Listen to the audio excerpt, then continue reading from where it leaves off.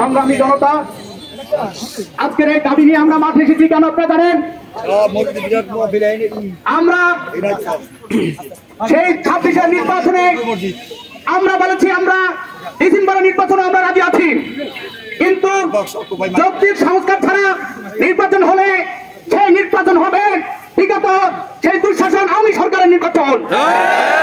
আমরা জাতীয় পার্টির মতো একটি আওয়ামী লীগের সহযোগী সংগঠন যারা হাসিনার পরিকল্পনা নিয়ে দেশে চলেছে, দেশে অনেক দুর্বৃত্ত তৈরি করেছে, সেই তাদেরকে নিষিদ্ধের জন্য আমরা দাবি করেছি। আমরা পাল্টা দাবিতে আমরা সারা দেশে সরকারের কাছে দাবি করেছি, এই দাবি না মানলে সেই নির্বাচনে আমরা অংশগ্রহণ করা সেটা একটা অযৌক্তিক নির্বাচন হবে।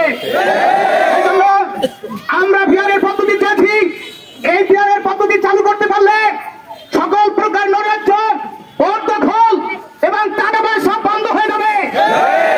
আমাদের এই দাবি সরকারকে মানতে হবে। আমরা সেই ফেব্রুয়ারি নির্বাচনের জন্য প্রস্তুতি এবং আমরা রাজি আছি, কিন্তু সরকারের যৌক্তিক দাবি ছাড়া এই নির্বাচন সঠিক হবে না আমরা মনে করছি। ভাইরা, সেই জন্য আজকে আপনারা এটাকে সাড়া দিয়েছেন।